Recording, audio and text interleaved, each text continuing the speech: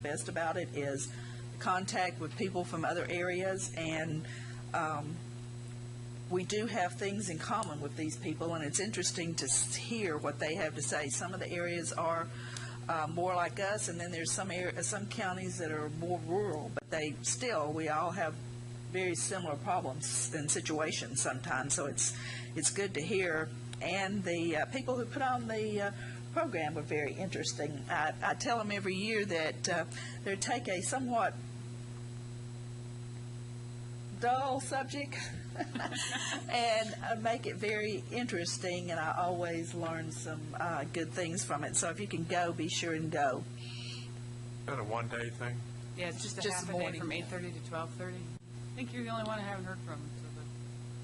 Are you sure I got it? I figured you were busy. But it's a very good, they have a good turnout they do it several different locations across the state, and they have a very good turnout from the areas around us. And I always enjoyed it. Next item on the agenda is approval of the minutes. The minutes for January the 19th, 2012. Do we have any changes or corrections? Do I have a motion? I'll move. I'll second. All those in favor, aye. Aye. Opposed? And one abstain. Item number 3, discussion and public hearing on the re-subdivision of Lot 12, Concord Landing Subdivision, Parcel 12, Tax Map 153 AG, zoned R-4.45 acres to create 3 lots. Jalen Holmes, applicant. Concord Landing subdivision was originally platted in 1986, and it was approved as a special exception to the R2 general residential district that was in place at that time. In 1995, we created the R4 attached single-family residential district, and Concord Landing was rezoned accordingly. This site, this lot 12, is actually the site of the old homestead, and that home is still there. They plan on demolishing that house, and they are subdividing the property so that they can build a duplex, which is what the rest of Concord Landing is, or a 2-unit condo, depending on how you describe it. Here is the Concord Landing subdivision. Outlined in black is the lot, the old house, and that will be removed. They will be getting a demolition permit and then starting construction on the 2-dwelling unit structure. Staff recommends approval of this plat, subject to addressing the items 1 through 4 that are at your place with the staff recommendation. Fairly minor comments, just some clarification on the plat note number 7, and then submitting a landscape plan and the completion letter of credit or maintenance letter of credit, whichever is appropriate, and then obtaining the appropriate. One with the applicant here tonight.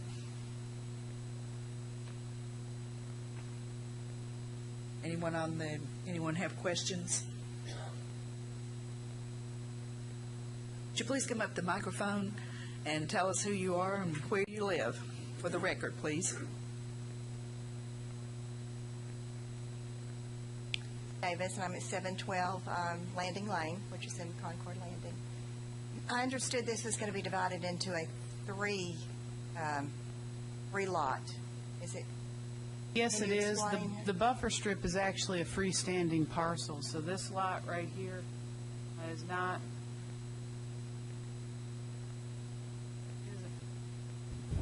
It is a freestanding parcel, but it is not a building lot.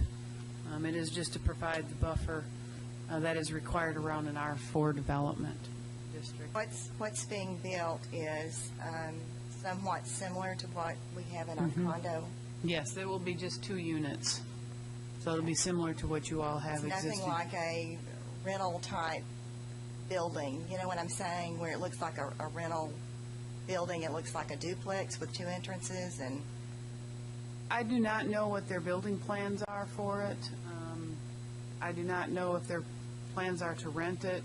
Obviously, any house in Farragut can be rented out, so as part of the plat, we can't dictate what the structure itself looks like, but it is going to be 2 units, just like what you all have existing within the subdivision. Exit is going to be onto our existing. Right, there will be, the driveways will be right there on Concord, on Landing Lane. Okay. Question, thank you.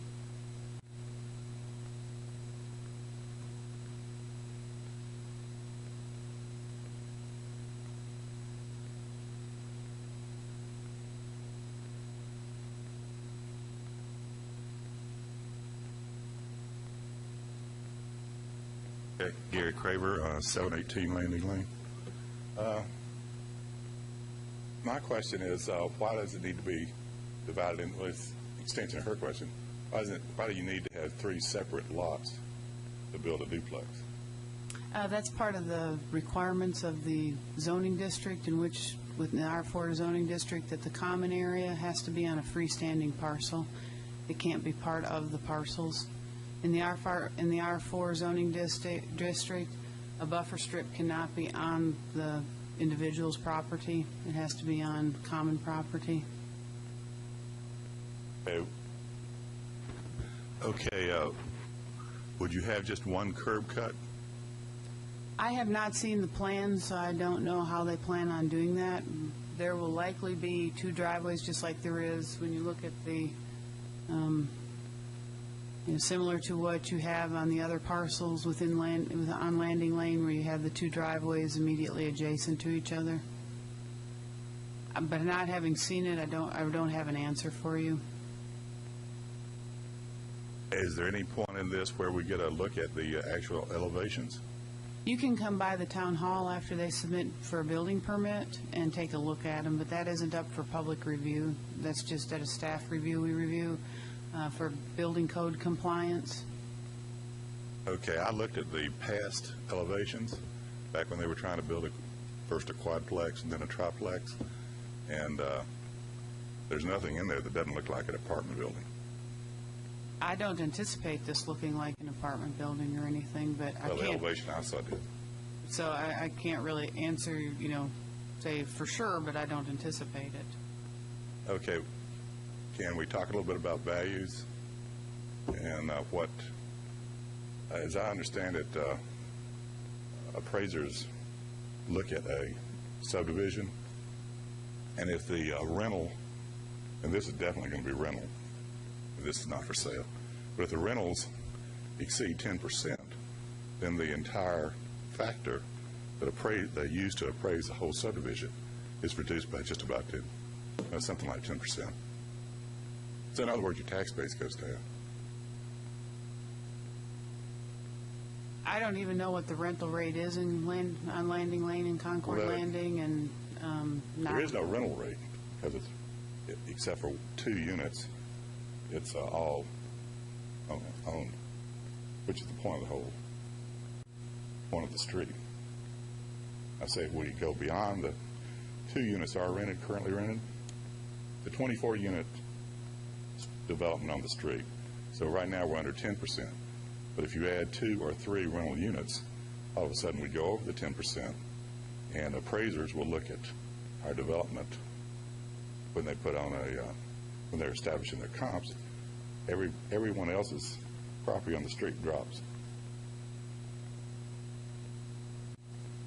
I'm afraid that I am not familiar with how they appraise within subdivisions and whether they check on rentals. The town of Farragut itself doesn't have a property tax, so we don't have a property assessor for the town of Farragut appraising individual homes or anything I'm just like talking that. about all real estate. I mean, if you fall within a highly a mixed rental owned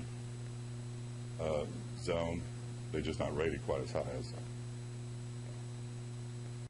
single family where everything's owned.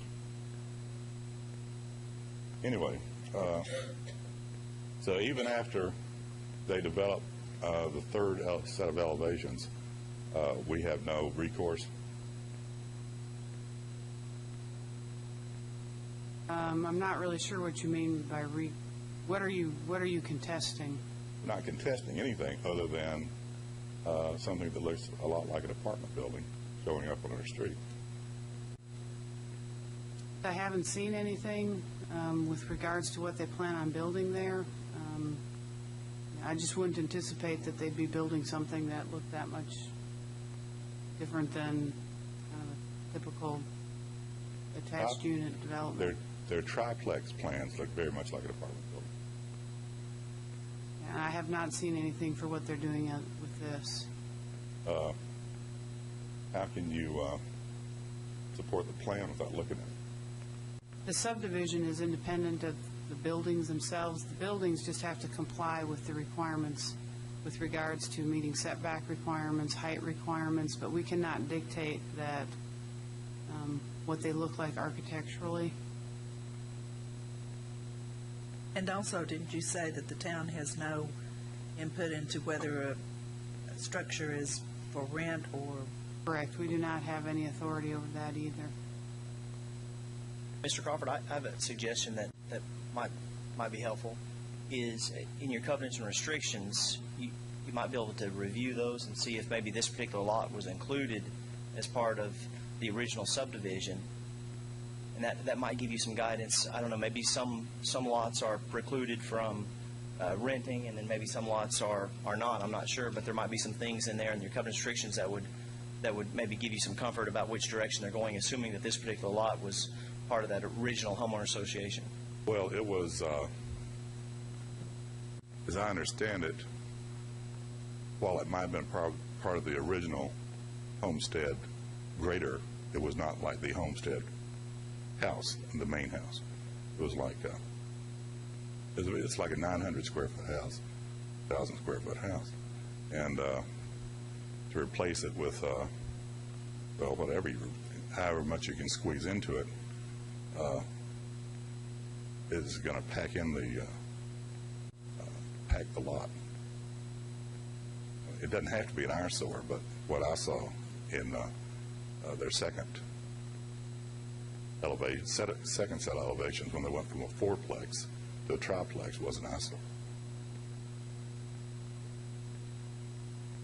My suggestion would be, I don't know how amicable relationship you have with the owner, but a lot of times you get a lot of traction with somebody if you just sit down with them and express the neighborhood's concerns about the continuity of architecture. Again, it all depends on the individuals involved and the diplomacy sometimes that is either present or absent. But sometimes you do get a fair amount of distance. At the end of the day, if he wants to rent it or sell it, he'd like to keep his neighbors happy, because your neighbors can be your best advocates or your worst nightmare if you're trying to market a property. Okay, so in other words, you're saying they can build pretty much what they want on it. Unfortunately, architecturally, they can build pretty much whatever they want as long as it falls within our guidelines, which does limit things like the setbacks, the height. Ultimately, the setbacks will dictate the overall width. But architecturally, yes, they can pretty much build what they'd like to build, unless this particular property was part of your original covenants and restrictions that dictated some architectural styles or elements that were required when the property was developed. While I have read through the original covenants, I don't believe that lot was ever part of the, I know it's not part of the homeowner association. Whether or not it's bound by the original covenants, I don't know, although the person who developed the street owned that house and wrote the covenants. The other thing that kind of strikes me, this is the third lot that is essentially an open space lot or a buffer lot. I assume, Ruth, that's going to be required to be deeded over to the homeowners association? How they set it up, that will be part of what Tom Hale reviews when he looks at the restrictive covenants and deeds as to how that is set up. I know when I had talked with the owner, I had suggested that they join the homeowners association and be a part of it, but that's just a suggestion from the standpoint of, at this point in time, it's kind of a freestanding subdivision, so that'll be part of what Tom reviews.